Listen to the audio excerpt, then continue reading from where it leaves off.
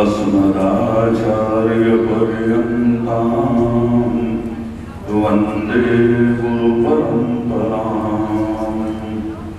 वासिष्ठपूर्णचन्द्रमनघं श्रीकान्तसेवारतं सीताराममुनीन्द्रदेशिककृपा लौकैकसञ्जीवनम् श्रीमन्तं निगमान्तिनं गुणचयं मान्यं सदा साधुभिः कृष्णाचार्यजगद्गुरुं गुणनिधिं कारुण्यपूर्णं भजे। ज्ञानानन्दमयं देवं निर्मलं स्फटिकाकृतिम् आधारं सर्वविद्यानां हयग्रीवमुपास्महे। हरिशरणं अखिल हे प्रत्यनीक कारण करुणावरुणालय भगवान श्री लक्ष्मी नारायण की अहेतु की अनुकंपा से आप हम सब इस माहेश्वरी भवन के पवित्र प्रांगण में पूज्यपाद उत्तराखंड पीठाधीश्वर जगत गुरु रामानुजाचार्य श्री स्वामी जी महाराज के सानिध्य में हम लोग उपस्थित हुए हैं। उपस्थित होने का एक कारण यह है कि कल हम लोग गुरु जी का पूजन करेंगे। विषय तो यही है कि कल पूजन होना है, तो कल गुरु जी का पूजन करेंगे। अच्छा, हम गुरु जी का पूजन क्यों करें?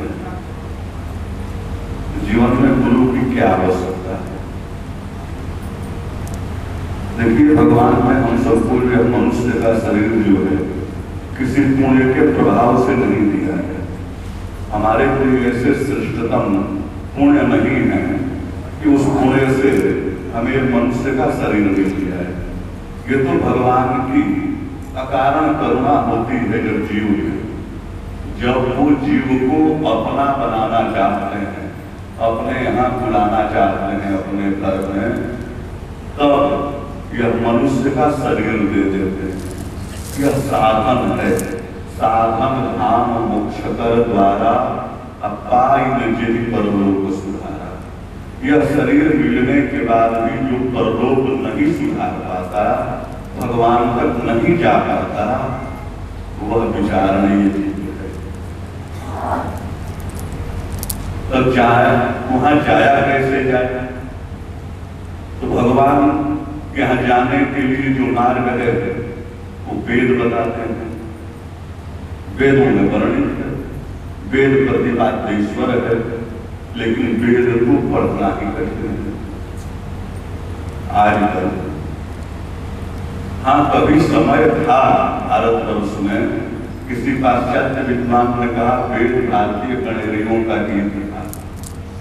किसी वैदेशिक विद्वान ने ये बात कही थी कि वेद जो है भारतीय गणेरियों का गीत है। स्वामी विवेकानंद ने कहा कि बिल्कुल सही करते हो। जिस देश का पेड़ चलाने वाला भी वेद जैसा ज्ञान का गीत गाता था, उस देश का विद्वान कौन सा गीत गाता होगा? कल्पना करो। कभी ये समय था, वेद को आज पढ़ना मुश्किल, पढ़ने के बाद समझना मुश्किल, और बिना ज्ञान के वहां जाया नहीं जा सकता। बिना ज्ञान के हम परमात्मा की प्राप्ति नहीं कर सकते। अर्जुन ने भगवान से कहा कि केशव, इस स्वजनों का बात करके राज सत्ता मिल जाए, ये कौन सी उचित बात है? अपने लोगों को मारना है और गद्दी लेना है, राज सत्ता लेनी है, ये बहुत उचित नहीं है। कहे करोगे क्या? नहीं युद्ध करोगे, स्वजनों का रक्तपात नहीं करोगे, करोगे क्या? अर्जुन ने कहा भगवान मैं संन्यास ले लूंगा। भगवान कृष्ण ने कहा कि अगर तुम अज्ञान की अवस्था में संन्यास भी ले लोगे तो तुम्हारा पतन होगा। ज्ञान तो है नहीं और संन्यास ले लोगे तो तुम्हारा पतन होगा। और ज्ञान की अवस्था में अगर युद्ध भी करोगे और युद्ध करते करते अगर मर भी जाओगे तो तुम्हें उत्तम लोक की प्राप्ति होगी। तो मतलब है कि हमें अपने जीवन में ज्ञान कितना है और ज्ञान हो कैसे, यही ज्ञान यही मार्ग हमें हमारे जीवन में गुरु हमें बताते हैं कि भगवान के यहाँ कैसे जाया जाता है, भगवान को कैसे अपना बनाया जाता है। तो इस मार्ग को जो हमारे जीवन में प्रशस्त करता है, जो हमारा मार्गदर्शक होता है, एक दिन हम उसके प्रति कृतज्ञता ज्ञापन करते हैं कि आपने हम पे कृपा करके हमें वो रास्ता बता दिया, हमें वो मार्ग बताया, इस मार्ग पे चलकर हम भी भगवान के यहाँ पहुंच जाएंगे। 2 रुपए की वस्तु कोई आपकी गिर जाती है और कोई व्यक्ति उठाकर जब देता है तो आप उनसे हाथ जोड़कर कहते हैं थैंक्स भाई, धन्यवाद आपने हमारी वस्तु दे दी। बताइए 2 रुपए की वस्तु लौटाने वाले के लिए हम धन्यवाद करते हैं और जो जीवन का अमूल्य ज्ञान हमें देता है, कम से कम वैसे तो रोज ही कृतज्ञता ज्ञापित करते हैं, लेकिन एक दिन विशेष रूप से हम आभार प्रकट करते हैं, इसको गुरु पूजन करते हैं। गुरु पूजन में व्यवस्था बनाई गई है विशेष पूजन की। विशेष पूजन में हम लोग चरण पादुका सामने रख करके उस पर पूजन करते हैं, अर्चना करते हैं। अब प्रश्न हो सकता है कि विशेष पूजन में जब गुरु जी सामने ही बैठे हैं, लकड़ी की पादुका का पूजन करके और इसका नाम विशेष पूजन है। देखिए वैसे कई बार निवेदन कर चुके हैं हम, फिर भी एक बार बता दें, पैर में पहनने के लिए जितने साधन बनाए गए हैं, उपकरण, हर उपकरण पैर को पकड़ता है, चाहे आप जूता पहनते हो या चप्पल पहनते हो या अन्य जो भी साधन होते हैं। एकमात्र जो पादुका होती है वही एक ऐसा उपकरण है जो पैर को नहीं पकड़ता है, पहनने वाला खुद उससे पकड़ता है। तो इसलिए हम पादुका की पूजा करते हैं कि हे गुरुदेव, हम अपने ज्ञान के बल पे, हम अपने बुद्धि के बल पे सही रास्ते पे चल भी नहीं सकते हैं, इसलिए हम इस पादुका के सहारे हैं। जैसे पादुका को आप पकड़ करके चलाते हैं, पहनने वाला खुद अंगूठा और बड़ी वाली उंगली से पकड़ के चलता है, अभ्यास करना पड़ता है। आप बन के विचल दीजिए तो खड़ाऊ अलग और पैर अलग हो जाएगा। तो जैसे इस पादुका को आप पकड़ करके चलाते हो, वैसे ही हमें भी आप ही पकड़ करके उचित रास्ते। और इस बात को जटायु जी ने कहा है तो उस विराम से जब दोनों पंख कट गए हैं, भगवान ने गोद में उठाया है, तो जटायु जी ने कहा कि प्रभु, जब आप पंचवटी में आकर निवास किए तो मुझे पता था कि आप अयोध्या से चलकर पंचवटी तक आ गए हैं। मैं रोज सोचता था कि किसी दिन दर्शन कर लूं, लेकिन नहीं जा पा रहा था। लोग कहते हैं संसार में मान्यता है कि गिर का कहीं जाना आना शुभ नहीं माना जाता। तो आप किसी यात्रा में निकले हैं, हम क्यों अशुभ बनने जाए। लेकिन मुझे आज ज्ञान हुआ कि जब तक मैं अपने पंख के सहारे उड़ कर पहुंचना चाहता था, आपके दर्शन नहीं हो पाए। और जब दोनों पंख कट गए, जब मैं पड़ गया, तो आप चलकर खुद आ गए मुझे उठाने के लिए। ऐसे ही साधन विहीन है, हमारे पास ज्ञान और भक्ति का कोई पंख नहीं है, हम तो बस जटायु की तरफ पड़ रहे हैं। अब आप ही को चलकर आकर उठाना पड़ेगा। इसी भावना के साथ हम लोग गुरु पूजन करते हैं। पूजन की आवश्यक सामग्री है, वैसे हम ज्यादातर एकादशी के दिन पूजन हुआ है कई बार, तो उसके चावल वर्जित किया जाता था, लेकिन कल एकादशी नहीं है तो आप पूजन में रोली अक्षत चावल को करते हैं। अक्षत, कलावा, हल्दी, चंदन, धूप, दीप, नैवेद्य, जल, फूल, माला, फल अपने श्रद्धा और सामर्थ्य अनुसार लेकर के उपस्थित होंगे और आरती के लिए प्रयास करेंगे। कपूर की जगह घी की बत्ती ज्यादा जलाएं, क्योंकि कपूर जलता है तो धुआं बहुत ज्यादा हो जाता है। वैसे कोई प्रतिबंध नहीं, अपनी श्रद्धा के और सामर्थ्य अनुसार आप सब लाएंगे। समय कार्यकर्ताओं द्वारा निर्धारित होगा 9 बजे से, प्रातःकाल 9 बजे से। तो पूजन कब होगा? वैसे तो पूजा करने के बाद आशीर्वाद और प्रसाद मिलता है, लेकिन गुरु जी की है कृपा है कि आप सब लोगों को प्रसाद आशीर्वाद आज ही मिल जाएगा पूजा कर सकते। आगे करते हैं गुरुदेव, आप हम सबको मार्गदर्शन करें जो हमारे जीवन में अमूल्य निधि वो आपके चरणों की कृपा से मिले। श्रीमण गोपाल भगवान की जय। दासगार श्री रामानुज स्वामी महाराज की, श्री सद्गुरुदेव भगवान की जय।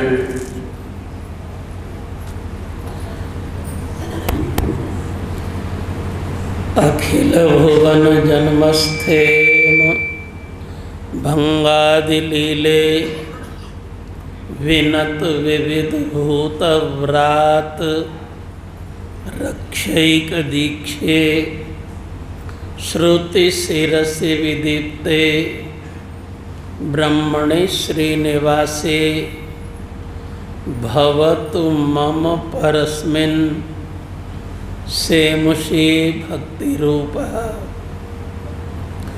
पाराशर्य वचस्सुधामुपनिषद् दुग्धाब्धिमध्योद्धृतां संसाराग्निविदीपनव्यपगतप्राणात्म संजीवनीं पूर्वाचार्य सुरक्षितां बहुमतिव्याघात दूरस्थितां आनीतां तु निजाक्षरै सुमनसो भौमाः पिबन्तन्वहं जयति सकल विद्यावाहिनी जन्मशैलो जनपथ परवृत्ति श्रांत विश्रांत शाखी निखिल कुमति माया सर्वरी बालसूर्यो निगम जलधि बेला पूर्णचंद्रो यतीन्द्रः। मन की शांति के लिए, बुद्धि के विश्राम के लिए हमारे साथ थोड़ी देर हरि नाम स्मरण करें। सब सुने, सब बोले। श्रीमन्नारायण नारायण नारायण श्रीमन्नारायण।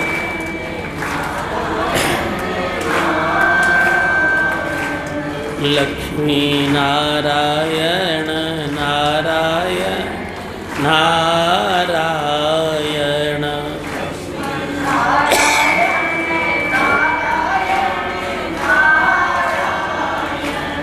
केशव नारायण नारायण नारायण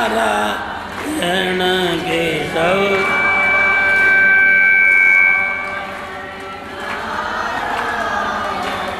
माधव नारायण नारायण नारायण।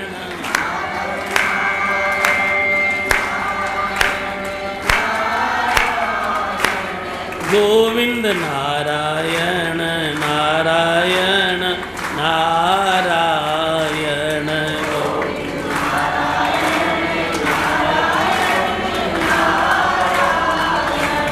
श्री हरि नारायण नारायण नारायण।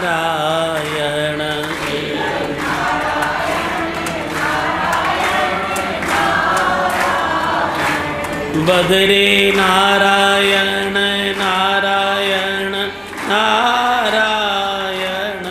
बद्री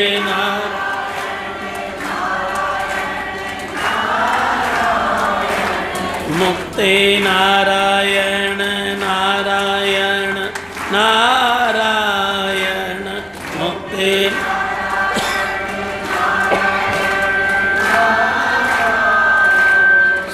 श्रीरंग नारायण नारायण नारायण श्रीरंग नारायण वेंकट नारायण नारायण नारायण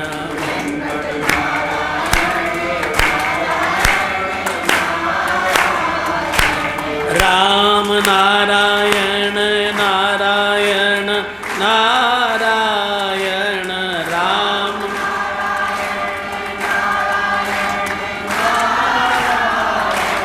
कृष्ण नारायण नारायण नारायण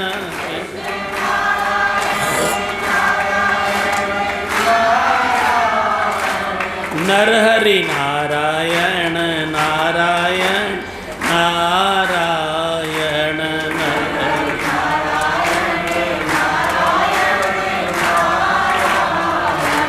वामन नारायण नारायण नारायण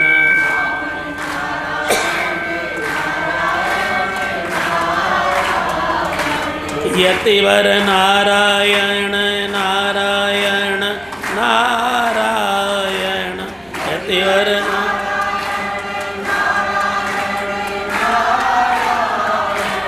मुनिवर नारायण नारायण नारायण मुनिवर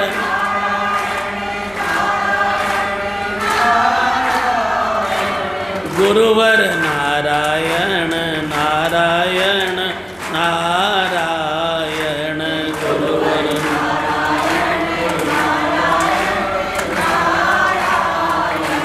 सद्गुरु नारायण नारायण नारायण सद्गुरु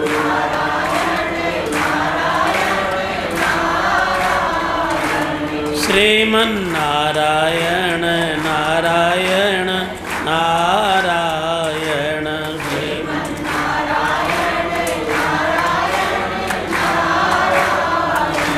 भजमन नारायण नारायण नारायण भजमन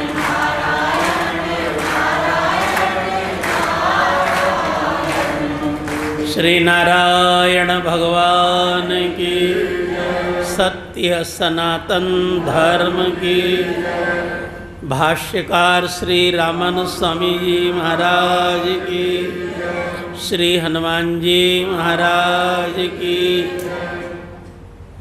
कंद कंद सच्चिदानंद घन पूर्ण ब्रह्म पुरुषोत्तम परमात्मा भगवान प्रभु नारायण जीव मात्र के माता पिता हैं। माता पिता माने जन्म देने वाले। हम लोगों को जन्म भगवान नारायण ने संसार में दिया है। बहुत से लोग समझते हैं स्त्री और पुरुष हमको जन्म देते हैं, ऐसा लोग समझते हैं। परंतु बहुत से पति पत्नी हैं, उन्होंने सब इलाज करा लिए, सब जंतर मंतर करा लिए, फिर भी उनको संतान नहीं है। यह थोड़ी कि स्त्री पुरुष के ही करने से होता है, भगवान की इच्छा से ही जीवों का जन्म होता है। इसीलिए आप लोग बोलते हो त्वमेव माता च पिता त्वमेव, त्वमेव बंधुश्च सखा त्वमेव, त्वमेव विद्या द्रविणम त्वमेव, त्वमेव सर्वम मम देव देव। भगवान जीव मात्र के माता पिता हैं। संसार के माता पिता तो निमित्त मात्र हैं। भगवान ने निमित्त बनाया है। जैसे महाभारत का युद्ध भगवान कृष्ण की इच्छा से हो रहा है, रथ तो वही हाँक रहे हैं, अर्जुन तो निमित्त है, बस बैठा है, बाण चला रहा है, रथ किधर ले जाएंगे वो जाने। इसी तरह भगवान नारायण ही जीव मात्र के माता पिता हैं और संसार के माता पिता निमित्त हैं। भगवान ने उनको निमित्त बनाया है, मध्यस्थ बनाया है, किंतु भगवान ही जीव मात्र के सच्चे माता पिता हैं। यदि यही माता पिता होते तो फिर राम कृष्ण नारायण के कीर्तन की जरूरत क्या है? फिर तो सब अपने अपने माता पिता का ही कीर्तन करते, झांझ मजीरा लेके। कोई कहता फतेह कृष्ण फतेह राम फतेह कृष्ण, ये कीर्तन करते लोग। भगवान नारायण ही जीव मात्र के पिता हैं। और बंधु एक बात और बताऊं, बहुत से लोग समझते हैं डॉक्टर इलाज करता है तो बच्चे हो जाते हैं। उस डॉक्टर को यश मिलना होता है, यश मिलना, उसके भाग्य में यश मिलना लिखा है। किंतु बहुत से लोग डॉक्टरों से भी इलाज करा लिए तब भी संतान नहीं हो रही। इसीलिए सबके जीव मात्र के माता पिता भगवान नारायण हैं। भगवान नारायण का कोई माता पिता नहीं है, वो सबके माता पिता हैं। अभी तो हम कल तक हैं यहाँ पर, आप लोग पता लगा के बताना, अपने अपने पंडितों से भी पूछना जो तुम्हारी पूजा कराते हैं कि भगवान नारायण के माता पिता का क्या नाम है। पता लगा के बताना। मैंने तो इतने वेद शास्त्र पढ़ लिए हैं, अभी मुझे तो कोई प्रमाण मिला नहीं है कि नारायण के माता पिता का क्या नाम है। वो जगत के माता पिता हैं। भगवान नारायण ने हमको जन्म दिया है। भगवान नारायण पिता हैं, लक्ष्मी जी श्री जी उनके साथ में रहती हैं। श्री जी ने भगवान से कहा, आप इनको जन्म तो दे रहे हो, संसार में भेज रहे हो, पर ये आपके पास आ जाएं, लौट के बच्चे हमारे घर आ जाएं। हर माता पिता यही चाहते हैं कि बच्चे हमारे घर आ जाएं। भगवान और लक्ष्मी जी भी, श्री जी भी चाहती हैं कि ये बच्चे संसार में भटक गए हैं, हमारे पास आ जाएं। भगवान भी चाहते हैं कि लोग सब मेरे पास आ जाएं, मेरे हैं तो लक्ष्मी जी ने भगवान से कहा, ये आपके पास आ जाएं, कोई उपाय तो कर दो। छोटा बच्चा मेला देखने जाता है तो उसको आप मोबाइल नंबर याद करा देते हो, एड्रेस याद करा देते हो, अथवा लिख कर के उसकी जेब में रख देते हो कि मान लो खो जाए तो मोबाइल नंबर से अथवा एड्रेस पते से फिर से घर आ जाता है। तो श्रीजू ने भगवान से कहा, इन बच्चों को कोई अपना मोबाइल नंबर एड्रेस तो बता दो, कहीं संसार में खो जाएं और अपने माता पिता को भूल जाएं तो बेचारे जीवन भर दुखी होंगे। भगवान ने कृपा करके श्रीजू को, जिनको आप लक्ष्मी जी राधा जी कहते हो, श्रीजू को अपना मोबाइल नंबर बता दिया। इसको देख कर के जीव मेरे पास आ जाएंगे। मोबाइल नंबर क्या? जैसे आजकल तुम्हारे मोबाइल में 10 अंक लगाने पड़ते हैं भाई, भगवान के मोबाइल नंबर में 8 ही लगाने पड़ते हैं, 8 अंक का। इसीलिए कृष्ण भगवान का जन्म अष्टमी को ही होता है और 8वें अवतार में होता है। 8वां अवतार है वो भगवान का। नरसिंह, वामन, राम, मत्स्य, कच्छप, इनके बाद में 8वां अवतार है कृष्ण भगवान का। और अष्टमी तिथि है और 8 ही अक्षर का मंत्र है। राधाजू लेकर के आई भगवान से, तो राधाजू का जन्म भी अष्टमी को ही होता है। लोग नवरात्रि मनाते हैं पर पूजा अष्टमी को ही करते हैं। अष्टमी की बड़ी भारी महिमा है। 8 अक्षर का ही मंत्र है। अष्टमी की महिमा बहुत ज़्यादा है। इसीलिए लोग, मुझे लगता है भारतवर्ष में रामनवमी मनाने वाले शायद 1% ही होंगे, 1% रामनवमी मनाने वाले। पर कृष्ण जन्माष्टमी मनाने वाले, कृष्ण जन्माष्टमी मनाने वाले भारत में 90% होंगे हिंदू लोग। कृष्ण जन्माष्टमी वो भगवान का मूल मंत्र है, मूल नंबर है। तुम्हारे मंत्र में 8 अक्षर हैं।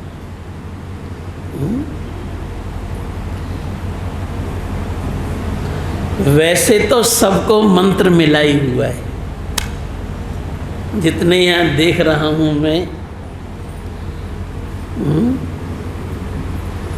तुम तो मुझे पहचानते ही होंगे वैसे तो, पर मैं भी तुमको पहचानता हूँ।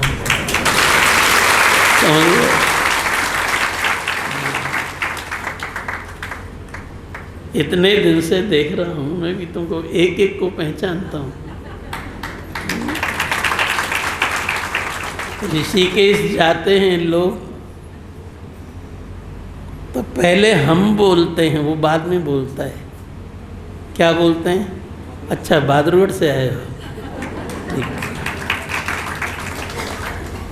भाई इनको कोई कमरा दे दो, व्यवस्था कर दो। समझे? ये मत समझो कि तुम मुझे पहचानते हो, मैं भी तुम सबको अच्छी तरह पहचानता हूँ और बाहर और भीतर दोनों तरह से पहचानता हूँ। समझे? ये मत सोचो बाहर का तिलक ही देख के पहचानता हूँ, अंदर से भी तुम क्या हो ये भी पहचानता हूँ। समझ गए? परंतु चुप कबीरा बोलो मत और किसी का पर्दा खोलो मत। समझिए? पर हमको बाहर भीतर से आप दोनों तरह से पहचानते हैं। अधिकतर लोग अष्टाक्षर मंत्र का जप करते हैं। जिनको मंत्र मिला है नारायण मंत्र, बड़े भाग्यशाली। यही मूल मंत्र है, यही सबसे बड़ा मंत्र है। इस मंत्र के सामने कोई दूसरा मंत्र नहीं है। यदि तुम इसी का आश्रय ले लो, ये अधिक से अधिक जप करो, तो मैं कहता हूँ लोक और परलोक दोनों सुधर जाएगा। संसार में भी कोई कमी नहीं रहेगी। पूरा संसार तो नारायण का है, जब भगवान नारायण नास्तिकों को भी भोजन देते हैं, वर्षा होती है, तो ये थोड़ी हिंदुओं की खेत पे बरसता है, सबके खेत पे बरसता है, वो तो नास्तिकों के खेत पे भी बरसता है। तो भगवान नास्तिकों को भी देते हैं भोजन। तो जो भगवान का भजन करते हैं, मंत्र जप करते हैं, भगवान उनको क्यों नहीं देंगे? आप कोई मंत्र में निष्ठा, रोज मंत्र जप किया करो, खाली समय में मंत्र जप करते रहे। कल वहाँ दिल्ली में गुरु पूजा हुई है, कोई स्त्री बोली महाराज जी मैं नौकरी करती हूँ, गाड़ी से जाना पड़ता है, मेट्रो से 1 घंटे लगता है ऑफिस पहुँचने में, तो मैं माला झोली ले जाती हूँ, बैठी बैठी मंत्र जप करती रहती हूँ। तो बहुत से लोग मजाक भी करते हैं, ज़्यादा भक्तानी बनी है, ट्रेन में भी माला झोली लेके चली। तो मैंने कहा माँ ये तो संसार है, ये तो कुछ न कुछ बोलेगा ही, इसका काम है बोलना। तुम कितना भी अच्छा कर लो, एकदम सावधान रहो कोई गलत काम नहीं करूँगा, पर बोलने वाले तो भैया बोलेंगे। चाहे देवेंद्र कितना भी अच्छा हो, पर ये मत सोचो सब तुम्हारी बड़ाई करते हैं। हाँ वो हमें मालूम है, मैंने कहा था ना मैं भीतर की भी बात जानता हूँ। बहुत से लोग तुम्हारी बुराई कर देते हैं, हाँ, पर देवेंद्र हमारा शिष्य है, कोई बात नहीं, इसको कोई फर्क नहीं पड़ता। ये तो कहता है अरे स्वामी जी कोई बुराई भी करता है तो मैं हंसता हूँ, क्यों? मैं कहा क्यों हंसता? अरे कोई याद ही तो कर रहा है, क्या हो रहा है, हाँ कोई याद कर रहा है, जैसे भी याद करे। बंधु ये तो संसार है, कुछ ना कुछ तो लोग बोलते ही रहेंगे, बोलना उनका काम है बस। चाहे तुम कितना भी सावधानी से चलो, फिर भी ये दुनिया छोड़ने वाली है। कभी कभी मैं लोगों को शंकर जी पार्वती की कथा भी सुनाता हूँ। एक बार शंकर जी पार्वती वेश बदल के नंदी बैल पे बैठ करके जा रहे थे, गांव पड़ा। अब लोग ये तो नहीं जानते थे शंकर पार्वती वेश बदले थे। लोग बोले देखो दोनों जने कितने निर्दयी हैं, एक बैल पे 2-2 लदे हैं। हाँ भाषा, एक बैल पे 2-2 लदे हैं। दूसरे ने कहा दया धर्म कुछ नहीं है इन लोगों के अंदर, बताओ 2-2 जने चढ़े हैं बेचारे के ऊपर। पार्वती ने कहा सुनो, संसार के लोग ऐसे ऐसे कहते हैं 2-2 जने चढ़े हैं, आप बैठ के चलो मैं ऐसे चलूँगी। दूसरा गांव आने वाला था, दूसरा गांव आया, शंकर जी बैठे थे बैल पर, पार्वती पीछे चल रही थी। लोग बोले देखो साटे कट्ठे को बिल्कुल भी दया नहीं है, बेचारी पत्नी तो पीछे पीछे चल रही है सुकुमार हैं, अरे हट्टा कट्ठा बाबा ये बैल पे बैठा है। शंकर जी ने कहा सुनो, लोग ऐसा ऐसा बोलते हैं, हट्टा कट्ठा बाबा बैठा हुआ है, ऐसा करो तुम बैठ जाओ, मैं पैदल चलूँगा। अब पार्वती बैठ गई, शंकर जी पैदल चले। अगला गांव आया, गांव वाले देखो बोले पतिव्रता को देखो, ये तो ऊपर चढ़ के चल रही है, पति बेचारा नीचे नीचे चल रहा है। बनिए बड़ी पतिव्रता ये ऊपर बैठी। अब पार्वती को बड़ी शर्म लगी। पार्वती ने कहा मैं नहीं बैठूंगी। मैं बैठा तब भी लोग बोले, तुम बैठे तब भी बोले, दोनों बैठे तब भी लोग बोले। ऐसा करो पैदल ही चले। अब नंदी लिए दोनों जने चल रहे। अगला गांव आया, लोगों ने कहा बेवकूफ़ों को देखो सवारी साथ में है और पैदल चल रहे हैं। शंकर जी पार्वती बोले भैया ये तो दुनिया बड़ी विलक्षण है। हाँ,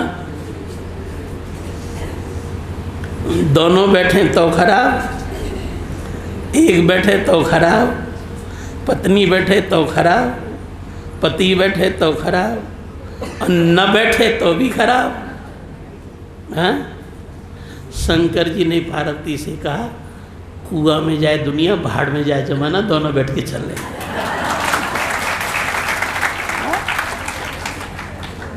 बोलो जिसको बोल रहा हूँ। हाँ, दोनों जने बैठे, कोई बोलता तो और हंसते, ठाठ से चले। क्या को कहने हैं, तुम अपना मंत्र जप करते रहो। हंसने वाले तो हंसने दो, करने वाले करो। हंस ही तो सकते हैं रो, और कोई तुमको देख के रो थोड़ी रहा है। हंस ही तो रहे लोग, हंसते रहे, कोई बात। इसीलिए रोज अष्टाक्षर मंत्र किया करो। ये भगवान ने श्री जी को बताया है। और जो लोग वैष्णव नहीं हैं, हमसे मंत्र दीक्षा नहीं भी लिया है, पर वो सब हमारे ही हैं। ठीक है, भले ही दीक्षा नहीं ली उन्होंने शरणागति, पर वो हमारे ही हैं। यदि हमारे नहीं होते तो बताओ जी, जब कथा होती है तो क्यों आएंगे? नहीं नहीं, सब हमारे हैं। जो दीक्षित हैं चाहे नहीं हैं, सब हमारे। तो जो मंत्र जप कर रहे हैं वो तो बहुत अच्छे हैं। रोज थोड़ी देर किया करो, वो अपनी सुविधा के ऊपर है। तुलसी की माला से किया करो, माला लेने पे थोड़ा मन लगा रहता है। नहीं, मन मन में भी कर सकते हो। उंगलियों पे इसका नाम है कर माला। भगवान ने तुम्हारा पीछा नहीं छोड़ा। तुम ये नहीं कह सकते कि माला तो है ही नहीं जी, हम भजन कैसे करें। भगवान ने तुम्हारे हाथ में ही माला बना के भेज दी, इसीलिए निशान लगे हैं ये सब। निशानों की क्या जरूरत है बताओ? भगवान ने निशान लगा करके भेजे, जिससे गिनती आप कर सकें। अब मान लो हाथ में गिनती करना है मंत्र जप की, तो ये बीच वाली जो उंगली है ना, ये बीच वाला खाना, इसको एक मान लो। 1 2 नीचे वाला, 3 4 5 6 7 8 9 10, माला घूम गई पूरी। ये 2 दाने वो हो गए सुमेरु वाले। ठीक है, सुमेरु में 2 दाने होते हैं, ये बड़े वाले दाने हो गए। यहाँ से माला शुरू हुई, एक माला हो गई, फिर इधर से कर दो, यहाँ तक फिर 10 हो गए। ठीक है, इसका नाम है कर माला। तो 10 बार करोगे तो 100 हो गए, है कि नहीं? अब 108 दाने होते हैं, 8 कैसे करोगे? तो ये जो 4 खाने हैं बीच वाले, इनको सुमेरु समझ लो, और फिर यहाँ से गिनो 1 2 3 4 5 6 7 8। 8 बज जाएंगे, बीच वाले छोड़ दो सर। बोलो जी 108 की माला पूरी हो गई कि नहीं? उंगली पे करते रहो। अब ये तुम बहानेबाजी मत बनाना, बताना महाराज जी माला तो है ही नहीं। इसलिए तुम्हारा समाधान किए। अच्छा दूसरी बात, कोई टोकेगा भी नहीं। माला झोली में तो एक बार कोई टोकेगा। अब तुम उंगली पे क्या कर रहे हो क्या पता है? उंगली चल भी रही है, देखने वाला क्या समझेगा?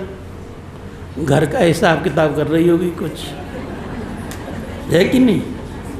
कोई हंसेगा भी नहीं। इसीलिए मंत्र जप करना, ठीक है? ये मोबाइल नंबर है। मैंने जो कुछ पाया है अपने जीवन में इसी से पाया है, भजन से। आप बताओ ऋषिकेश में इतना बड़ा आश्रम बना है, हाँ, सैकड़ों कमरे, बरसाने में भी लोगों ने कुटिया बना दी है। कभी हमने आपसे चंदा मांगा क्या? क्या आश्रम बन रहा है चंदा दीजिए? क्यों भाई? कभी नहीं मांगे ना। बस तुम भी भजन किया करो, कोई कमी नहीं रहेगी। रोज थोड़ी देर मंत्र जप किया करो। सास से डर लगता हो, सास क्या कहेगी, बहू क्या कर रही है माला, तो मैंने बता तो दिया, कर माला, हाथ पे करो, डर ही नहीं किसी बात का। और जो मंत्र दीक्षित नहीं है उनके लिए भी बता रहे हैं, और माइक पे ही बता देते हैं। चलो, श्री कृष्ण शरणम मम, इसमें 8 अक्षर हैं, ये उसी की व्याख्या है। चलो सबको बता दिए। तुमको डर लगता हो कि गरम गरम शंख चक्र लगते हैं, हाँ, चलो सबको बता दिए। श्री कृष्ण शरणम मम सब जप किया करो। और 8 अक्षर है भी नहीं बताए इस मोबाइल नंबर में, तो 8 माला सुबह 8 माला शाम, कम से कम इतना तो किया करो, तो बस मोबाइल मिल जाएगा तुम्हारा, भगवान से नंबर मिल जाएगा। 8 माला सुबह 8 माला शाम, 10-12 मिनट लगेगा, 10-12 मिनट शाम को। और 8 अक्षर का मंत्र है। 80 माला रोज करने लगोगे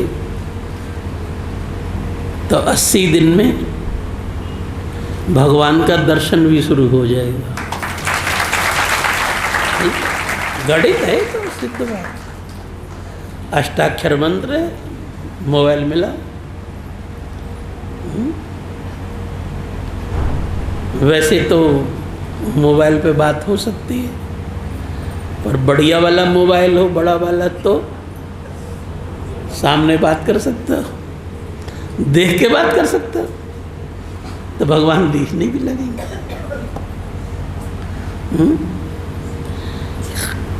रोज मंत्र जप किया करो। सबको मंत्र सुना दिए, श्री कृष्ण शरणम मम, तब करो, अपने आप धीरे धीरे हो जाएगा। ये सबके लिए नहीं है श्री कृष्ण शरणम मम, उनके लिए है जो शंख चक्र लगवाने से डरते हैं, गरम गरम है कैसे होगा, महाराज जी तो सब्जी जैसे छौंक देते हैं। हाँ? नहीं, हमारे बच्चे हम जलाएंगे क्यों? बताओ, जलाएंगे क्यों किसी को? हमारे ही तो हो, संस्कार है। चाय से ज़्यादा गर्म थोड़ी होता है शंख चक्र। भगवान ने श्रीजू को मंत्रोपदेश किया, तो श्रीजू की गुरु भगवान नारायण हुए, नारायण हुए, शिष्य हम लोग हुए। इसीलिए हम लोग नारायण को गुरु नहीं मानते, वो तो भगवान है। गुरु कौन है? श्रीजू। अरे भाई, गुरु का गुरु भी होना चाहिए और शिष्य भी होना चाहिए, वो गुरु हो सकता है। इसीलिए श्रीजू हम लोगों की आचार्य हैं, गुरु हैं। हम लोग श्री संप्रदाय के लोग बोले जाते हैं।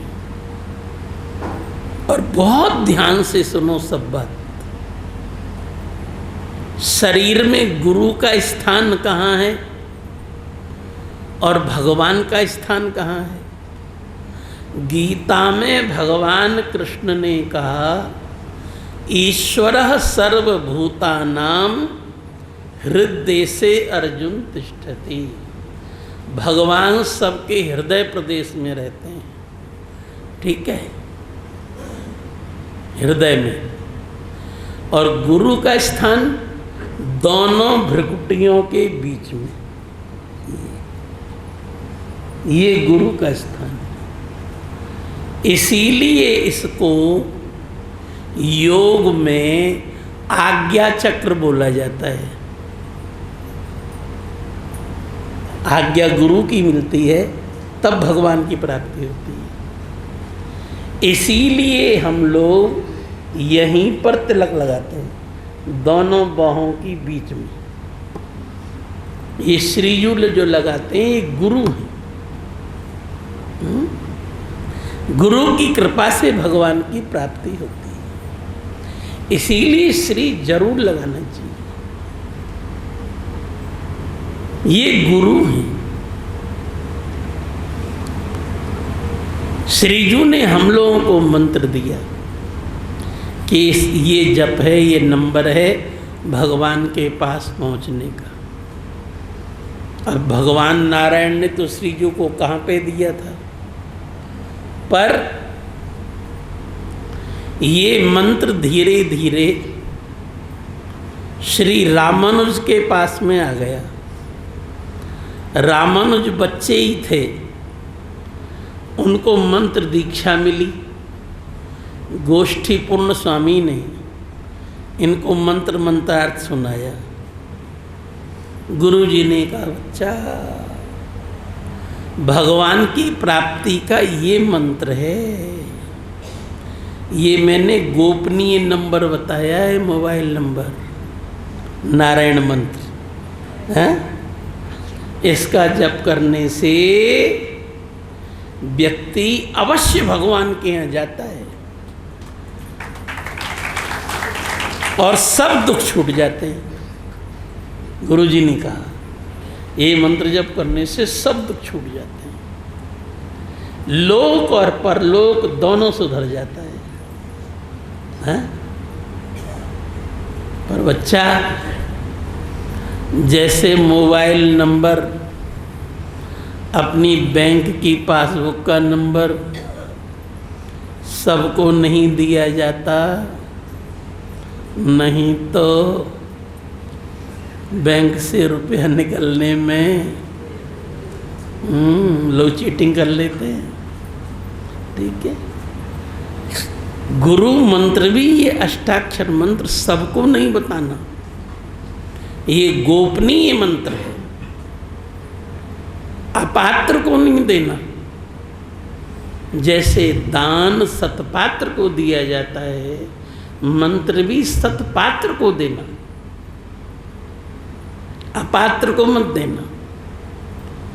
देने वाला नरक में जाता है जो अपात्र में देता है। अपात्र माने, जैसे आप तांबे के बर्तन में दूध रख दो तो, दही रख दो तो विष हो जाएगा, क्योंकि अपात्र है, दही के लिए अपात्र है। ये थोड़ी सब में सब चीज़ रखी जा सकती है।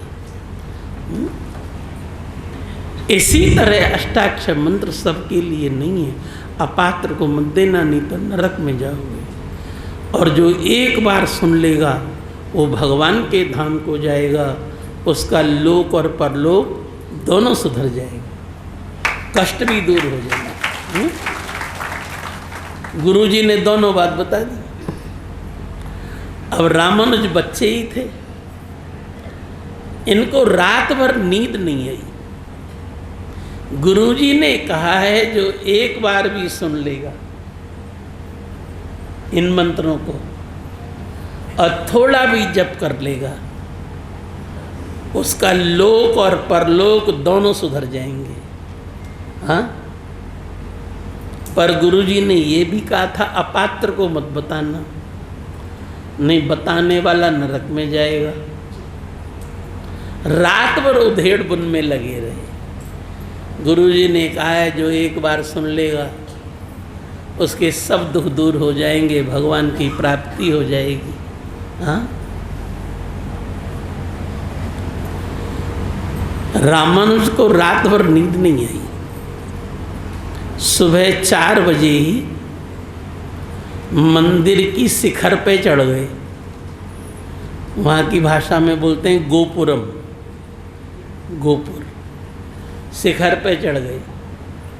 जो श्रीरंगम गए होंगे देखो, बड़े बड़े द्वार ऊंचे ऊंचे, हाँ, उस पे चढ़ गए और चिल्ला चिल्ला करके बोले, अरे श्रीरंगम के लोगों अच्छी तरह सुनो, कान खोल के सुनो। गुरुजी ने ये गोपनीय मंत्र बताया है, 8 अक्षर का, बस, ज़्यादा बड़ा भी नहीं है। जो सुन लेगा, थोड़ा भी जप करेगा, लोक और परलोक दोनों सुधर जाएंगे। और रामानुज ने ऊपर से मंत्र सबको सुना दिया चिल्ला करके। गुरुजी भी नीचे ही थे। गुरुजी समझ गए पागल हो गया। मैंने कहा था मंत्र किसी को नहीं सुनाना, और इसने सबको सुना दिया। गुरुजी ऊपर से नीचे से चिल्ला करके बोले, रामानुज नीचे आओ, नीचे आओ, अभी नीचे आओ। रामानुज नीचे आए। गुरुजी ने कहा, मैंने बताया था ना सबको मत सुनाना, अपात्र को मत सुनाना, और तूने ऊपर से चिल्ला करके बता दिया। रामानुज ने कहा, गुरुजी आपने कहा था कि जो अपात्र को सुनाएगा वो नरक में जाएगा, ये आपने कहा था, पर आपने ये भी कहा था जो एक बार भी सुन लेगा, थोड़ा भी जप करेगा, वो भगवान के धाम को जाएगा और लोक और परलोक दोनों सुधर जाएगा। गुरुजी आपने कहा था ना दोनों बात। तो गुरुजी जिसने मंत्र सुना है वो तो भगवान के धाम को जाएगा और उसका लोक परलोक दोनों सुधर जाएगा। हाँ, मैंने अपात्र को सुनाया है, मैं नरक में जाऊंगा, पर जो सुने हैं वो तो भगवान के धाम को जाएंगे ना। एक एव पतिष्येरन बहवह गुरु पातकात। मैंने गुरु पातक किया है। गुरुजी ने मना किया था सबको नहीं सुनाना, तो मैं जो है नरक में जाऊंगा।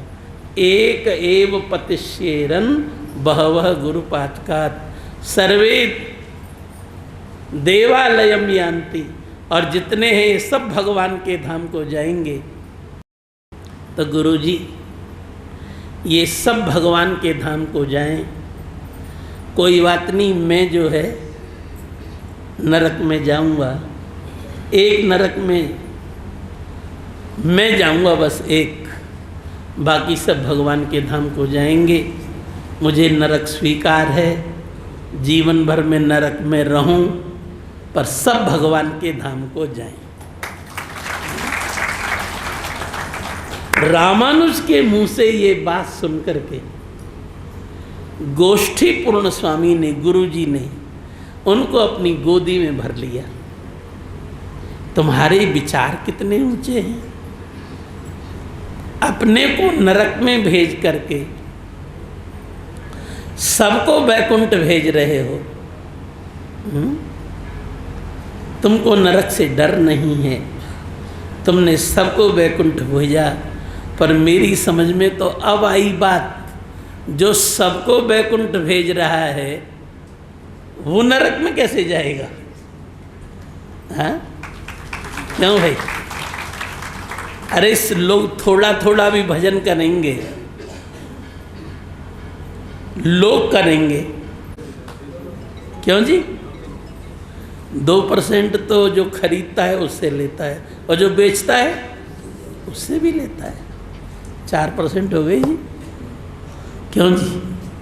तो भगवान से भी हमको मिलेगा 2%, क्यों भाई? हमने उनके रास्ते पे भेजा, उनका काम बनाया, और तुम्हारा भी भजन से 2% हमको मिल जाएगा।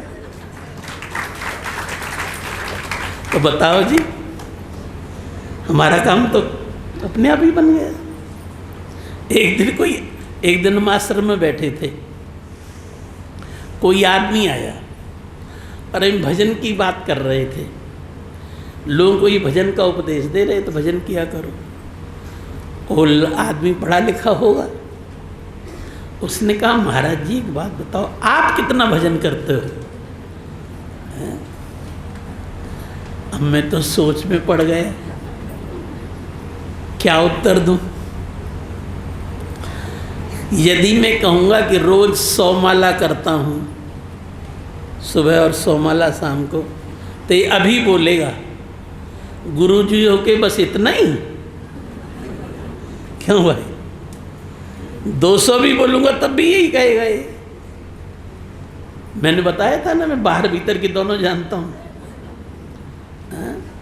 मैं कहूँगा 200 माला जब करता हूँ तो ये कहेगा बस गुरुजी कि आप 200 ही करते हो, मैं तो 300 करता हूँ, अभी ये बोलेगा। और यदि मैं कहूँ नहीं करता हूँ तो ये भी झूठ है, और मैं गुरु हूँ, झूठ भी नहीं बोलना चाहिए। अब मैं सोच में पड़ गया क्या उत्तर दूँ, पर भगवान हमारे दयालु हैं। एक आदमी वहीं बैठा था, वो अपने आप ही बीच में बोल पड़ा, ये बताओ गुरुजी से क्या पूछते हो कितना भजन करते हैं? जितने लोगों से भजन कराते हैं 2% तो अपने आप ही इनको मिल गया। हाँ? और भगवान की ऐसे ही मिल जाता है 2%। क्या समझे? हम कमीशन एजेंट, ठीक है? तुम लोग से भजन कराते हैं, थोड़ा भी करोगे कोई बात नहीं, पर ये हजारों लोग कर रहे हैं थोड़ा थोड़ा, हजारों लोग, और सर्वत्र करना है। बोलो जी मेरा कमीशन कितना हो गया? हाँ?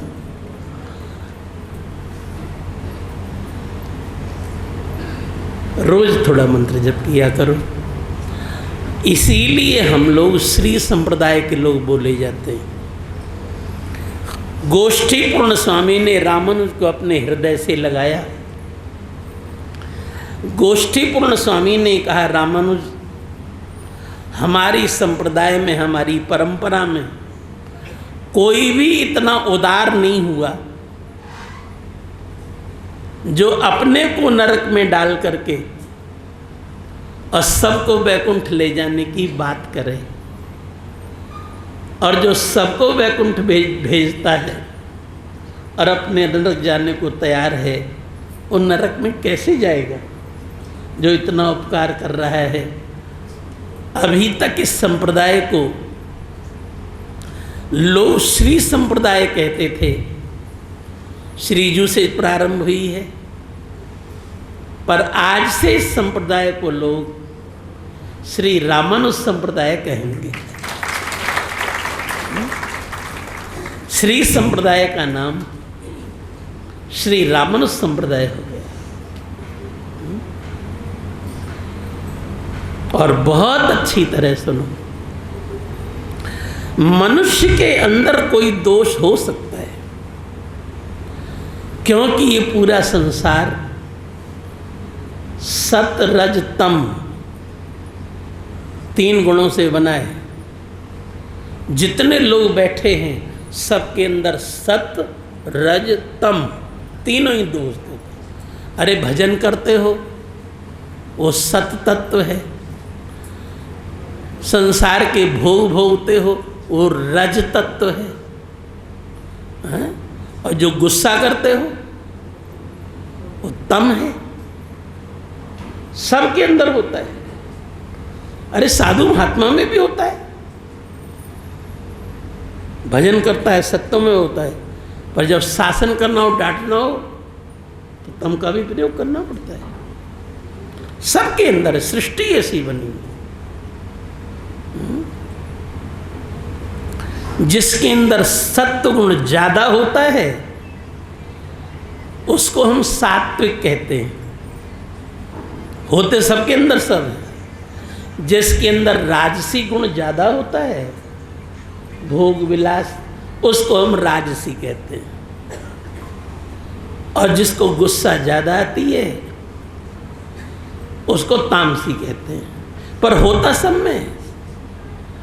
आपको बताऊं, एक हमारा गुरु भाई का आश्रम है मध्य प्रदेश में, छतरपुर में, भीमकुंड नाम से,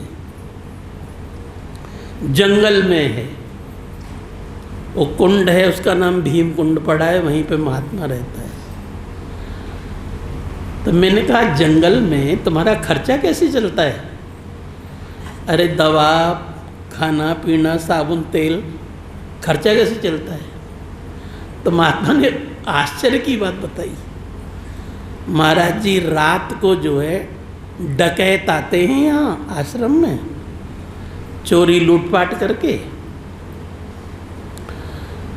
मेरे पास आते हैं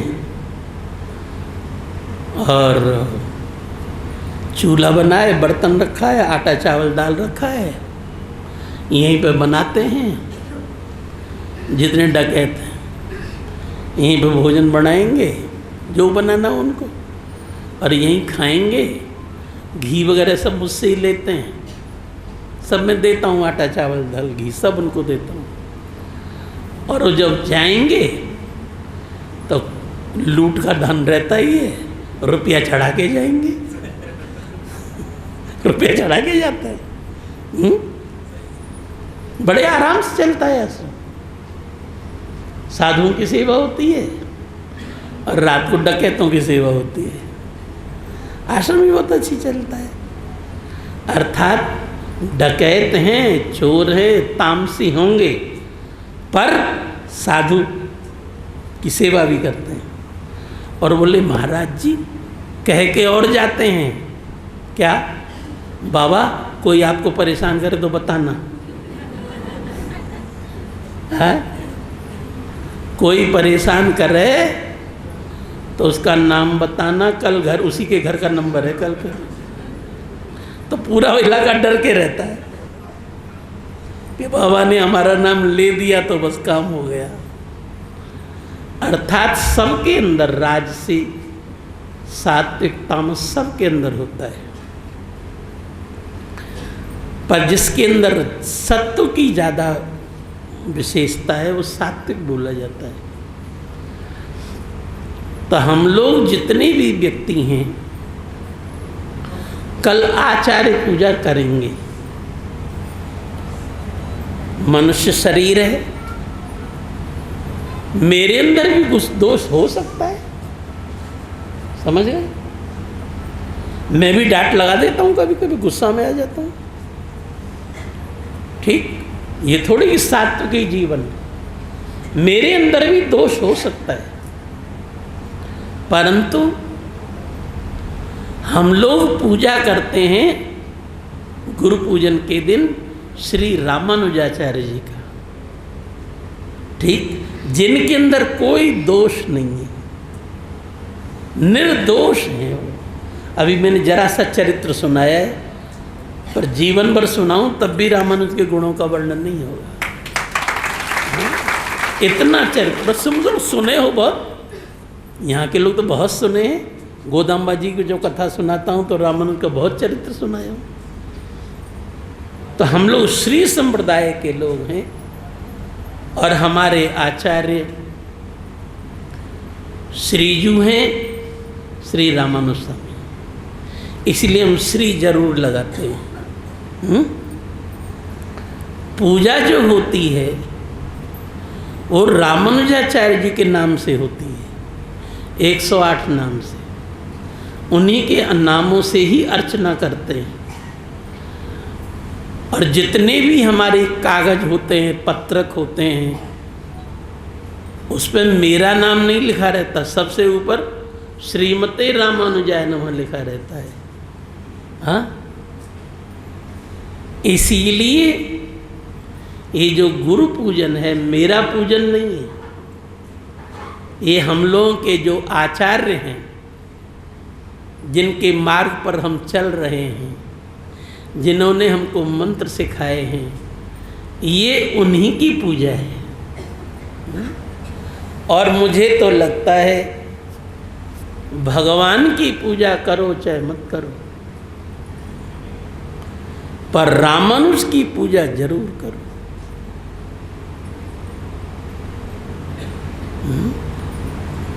दशरथ जी राम राम कह करके मरते हैं, राम राम कहे राम कहे, राम राम कहे राम, तन पर हरे रघुवर विरह, राव गए सुरधाम। दशरथ जी मरते समय 6 बार राम राम बोले। राम राम कहे राम कहे, 3 बार हो गए, राम राम कहे राम 6 बार बोले। और फिर भी सुरधाम देवताओं के यहाँ गए, वो तो स्वर्ग में पहले ही जाते थे, कैकेयी को लेके युद्ध करने गए तो थे देवासुर संग्राम में। हाँ, स्वर्ग तो पहले ही जाते थे। राम राम बोलने का उनको क्या मिला? और दशरथ जी का मोक्ष नहीं हुआ राम नाम बोलने से। सत्यनारायण की कथा तो आप पढ़ते हैं, सत्यनारायण की कथा में लिखा है दशरथ जी दूसरे जन्म में उल्कामुख नाम के राजा हुए, देखो जन्म, फिर सत्यनारायण की कथा करके मोक्ष प्राप्ति की है कि नहीं? ये मत सोचो भगवान के नाम लेने से उद्धार होता है। दशरथ जी का उदाहरण सामने, और आप रामायण पढ़ लेना। राम जी ने जब रावण को मार दिया, दशरथ जी आकाश में आए थे आशीर्वाद देने। राम जी राजा बने तब भी वो प्रेत आशीर्वाद देने आए थे। गया में पिंडदान कर रहे थे भगवान राम। ब्राह्मणों को भोजन करा रही थे, सीता बना रही थी। सीता ने अचानक अपने मुंह पर पल्ला किया। राम जी का क्या हुआ?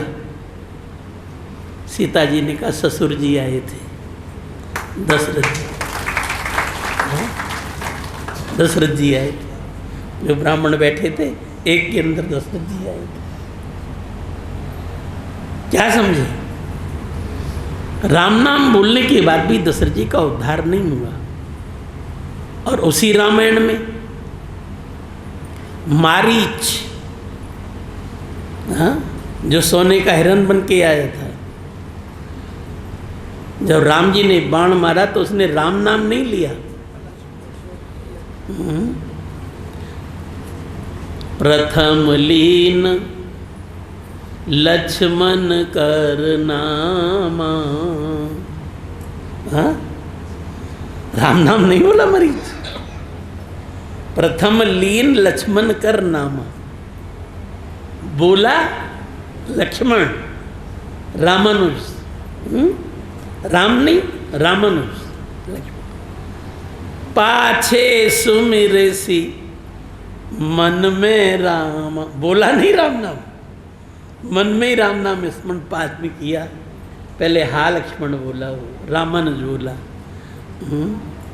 अंतर प्रेम तासु पहचाना, भगवान श्री राम ने समझ लिया इसका रामानुज के चरणों में अंतिम समय प्रीत हो गई। मुनि दुर्लभ गति दीन्ही सो जाना। मारीच तत्काल भगवान के धाम को चला गया। इसलिए रामानुज के चरणों को कभी मत छोड़ना। और आप सब लोग बहुत सत्संग सुने हो। भगवान श्री सीताराम जी पंचवटी में बैठे हैं। सोने का हिरन आया, राम जी सोने के हिरन के पीछे चल दिए। राम जी चले गए सोने के हिरन के पीछे, पर सीता सुरक्षित है। पर जब रामानुज चला गया सीता को छोड़ के, फिर सीता जी असुरक्षित हो गई, रावण के चंगुल में फंस गई। समझ गए? इसीलिए रामानुज के चरणों का आश्रय कभी मत छोड़ना। कल हम लोग श्री रामानुज की चरण पादुकाओं का पूजन करेंगे, उन्हीं के नामों से। और बंधु, आप सब रामायण तो पढ़ते ही हो। रामानुज ने सीता के सामने एक रेखा खींची थी। माँ जी, इस रेखा का उल्लंघन करना मत करना। रामानुज लघु रेख खिंचाई। लक्ष्मण जी ने रेखा खींची, रामानुज ने, माँ जी इसका उल्लंघन मत करना। पर सीता जी ने थोड़ा अभिमान में आके रामानुज रेखा का उल्लंघन किया, तो क्या हुआ? रावण के चंगुल में फंस गई। और आश्चर्य देखो, रावण नहीं उल्लंघन कर पाया, डर गया। ब्राह्मण है ना, बड़े ब्राह्मण की बुद्धि अलग होती है। हाँ, कुछ भी हो गया, बीता ही बदमाश ही भो ब्राह्मण। ब्राह्मण भी बदमाश होते हैं। तो जितने भी वैष्णव हैं श्री लगाते हैं। हम लोगों के आचार्य श्री रामानुज हैं, रामानुज की आचार्य श्री जू हैं। हम लोग श्री संप्रदाय के बोले जाते हैं, श्री जरूर लगाते हैं। बिना श्री लगाए हम लोग भोजन नहीं करते। मैं भी अभी आया था, पसीना वसीना कुछ था, तिलक वगैरह मिट गया था। मैंने कहा ओ, सबके साथ में जाना है, सब लोग यही देखेंगे महाराज का तिलक नहीं लगाया, चलो पहले मेकअप कर लो बाद में चलना। तो पहले मैं घर गया, पहले तिलक लगाया। ये सब लोग क्या कहेंगे? क्या समझे आप? जितनी बार मुंह धो, हाँ, अरे आटा वाटा पोतते हो, संतोष है। हम कई बार बहादुरगढ़ में शादी विवाहों में आए हैं आशीर्वाद देने, तो मुझे लगता था शादी विवाह में तो सब और ही कुछ रंग में रंगे होंगे, पर नहीं। हमारे जितने भी वैष्णव हैं सब तिलक लगा करके ही शादी में दिखे। इसीलिए हमने जो भी शिष्य बनाए हैं पक्के बनाए हैं, कच्चे नहीं बनाए। ठीक, औरों के शिष्य भले ही रोज़ तिलक नहीं लगाते होंगे, पर हमारे शिष्य तिलक लगाते हैं। ये सब श्री रामानुज स्वामी का वैभव। कल हम लोग श्री रामानुज की चरण पादुकाओं का पूजन करेंगे। जो 108 नाम बोले जाते हैं वो मेरे 108 नाम नहीं है, वो रामानुज के 108 नाम हैं। कल उनके चरणों में हम पुष्पांजलि अर्पण करेंगे। हमसे पहले हमारे यज्ञाचार्य पांडे जी बता चुके हैं आप सबको कि एक कलम भी गिर जाती है तो कोई दूसरा आदमी उठा के देता है तो आप धन्यवाद बोलते हो, थैंक यू बोलते हो। और जिसने हमको इतना ज्ञान दिया, इतना सब कुछ समझाया, मंत्र रूपी संपत्ति दी, क्या उसके लिए हमको धन्यवाद नहीं देना चाहिए? थैंक यू नहीं बोलना चाहिए? तो कल जो है हम लोग हमारे आचार्य, उनके लिए हम लोग श्रद्धा सुमन अर्पण करेंगे। आप लोग सोचते होंगे कि जब रामानुज जी हमारे आचार्य हैं तो ये वर्तमान समय के गुरु लोग कौन हैं? उद्धार तो रामानुज से होना है। आपको बताऊं, उद्धारक आचार्य तो श्री रामानुजाचार्य, उद्धार उन्हीं के चरणों से होना है। हम लोग क्या हैं? हम लोग उपकारक आचार्य हैं। उपकारक, हमने आपका उपकार किया है। क्या उपकार? श्री जी की संपत्ति, रामानुज की संपत्ति हमने आप तक पहुंचाई है। उपकार। जैसे बिजली पावर हाउस की है, सड़क के किनारे जो खंभे लगे हैं, ये क्या करते हैं? ये खंभे कोई बिजली बनाते थोड़े ही हैं, पर पावर हाउस की बिजली को वो हमारे घर तक पहुंचाते हैं। यदि खंभे नहीं होते तो बिजली हमारे घर तक कैसे आती? इसीलिए आचार्य उपकारक आचार्य हैं। इन्होंने श्री जी का दिया हुआ ज्ञान, श्री रामानुज स्वामी का दिया हुआ ज्ञान आप तक पहुंचाया है।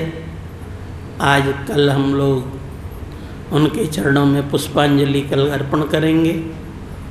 दे तो क्या सकते हैं, उन्होंने जो दिया है बदला तो चुकाया नहीं जा सकता, पर अधिक से अधिक हम श्रद्धा सुमन अर्पण करेंगे। कल सब लोग उसमें भाग लेंगे। आचार्य जी ने सब आपको बता ही दिया है कल की बातें। कार्यकर्ताओं ने सब व्यवस्था बनाई होगी, आपके बैठने की आदि सब, भंडारे की व्यवस्था भी होगी ही। हाँ, पूजा के बाद भंडारा प्रसाद सब लोग लें। और हमने इतना जो प्रवचन सुनाया है, यदि कोई बात नहीं समझ में आई हो तो आप वहीं बैठे बैठे खड़े होकर हमसे पूछ सकते हैं कि महाराज ये वाली बात और बता दो। यदि कोई ऐसी बात हो तो आप पूछ सकते हो, ठीक है। अभी हमारे साथ 2 बार हरि नाम स्मरण, फिर राधा दासी जी, रक्षा दासी जी भजन करा करके फिर आरती, ठीक है। सब लोग बैठे रहें हमारे साथ थोड़ी देर हरि नाम स्मरण। सब लोग बोले, गोविंद मेरो है, गोपाल मेरो है, गोविंद मेरो, गोविंद मेरो है, गोपाल मेरो है, गोविंद मेरो बांके बिहारी नंद लाल मेरो है, मेरो बांके, मेरो बांके बिहारी नंद लाल मेरो है, मेरो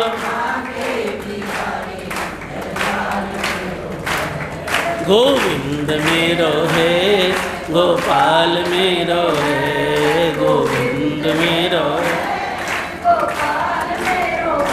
मेरो बांके बिहारी नंद लाल मेरो है, मेरो मेरो बांके बिहारी नंद लाल मेरो है, मेरो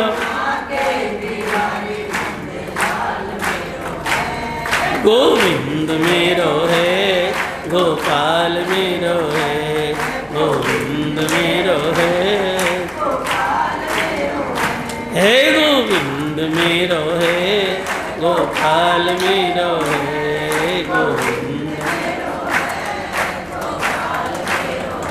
श्री बाल कृष्ण लाल की, सत्य सनातन धर्म की।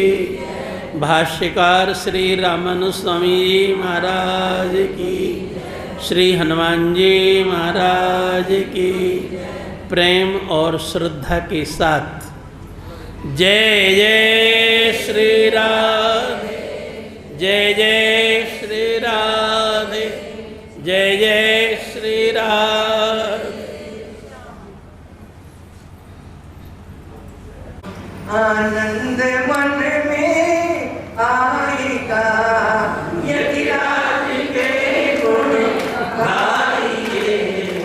आनंद मन में आएगा, आनंद मन में आएगा, आनंद मन में आएगा, आनंद मन में आएगा, आनंद मन में आएगा।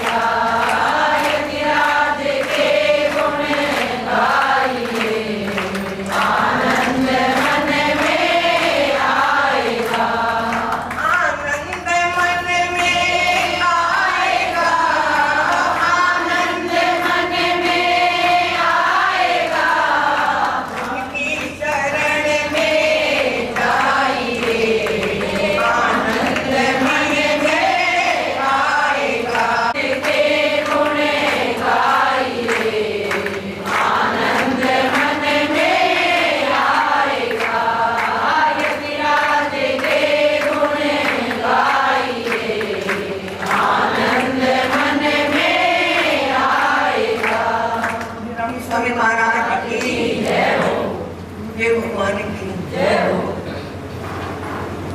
आरती गाऊं हे गुरुवर आपकी आरती गाऊं स्वामी आपको रिझाऊं आरती गाऊं स्वामी आपको रिझाऊं हे गुरुवर आपकी आरती गाऊं हे ऋषिवर आपकी आरती गाऊं मोर माथे तिलक विराजे मोर माथे तिलक विराजे पंचमाल कमलाक्षी धारे पंचमाल कमलाक्षी धारे चरणों में आके फूल चढ़ाऊं चरणों में आके फूल चढ़ाऊं हे गुरुवर आपकी आरती गाऊं हे गुरुवर आपकी आरती गाऊं पीतांबर तन सुंदर साजे पीतांबर तन सुंदर साजे शरणागति का मर्म सिखाते शरणागति का मर्म सिखाते मैं शरणागत आपकी आऊं मैं शरणागत आपकी आऊं हे गुरुवर आपकी आरती गाऊं हे ऋषिवर आपकी आरती गाऊं श्री वैष्णव के आप हो रक्षक श्री वैष्णव के आप हो रक्षक कृष्ण कृपा हो हे जग पालक कृष्ण कृपा हो हे जग पालक चरणों में आके शीश झुकाऊं चरणों में आके शीश झुकाऊं हे गुरुवर आपकी आरती गाऊं हे ऋषिवर आपकी आरती गाऊं स्वामी आपको रिझाऊं आरती गाऊं स्वामी आपको रिझाऊं हे गुरुवर आपकी आरती गाऊं हे ऋषिवर आपकी आरती गाऊं हे गुरुवर आपकी आरती गाऊं हे ऋषिवर आपकी आरती गाऊं। बोलिए देव भगवान की जय हो। अगाकृत्यं समर्पयामि जलेन शीतलीकरणं मंत्रपुष्पाञ्जलिः। एक सूचना है, समिति के लोग कह रहे हैं शायद किसी को विशेष पूजा के बाद आज तक है आपको आप यहाँ कार्यालय में संपर्क करके जो समिति के लोग हैं उनसे पता करके और विशेष पूजा में आप अपना नाम लिखवा लें। अभी आज भर समय है। ओम यज्ञेन यज्ञमेनं देवस्ताने धर्माणि धर्माण्यासन्ना देवनाकं महिमाना जगन्तत्र पूर्वे साध्याः सन्ति देवाः नानासन्ति उत्मानि यथा कालद्भवानि च पुष्पाञ्जलिर्मया दत्तं गृहाण परमेश्वर। ओम श्री गुरु चरण कमलभ्यो नमो नमः। चरण कमलयो अनंत कोटि नमस्कारान् अर्पयामि नमस्करोमि।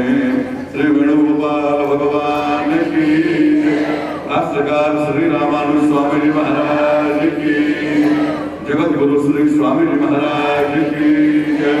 सत्य सनातन धर्म की जय। जय जय श्री राम। कल 9 बजे से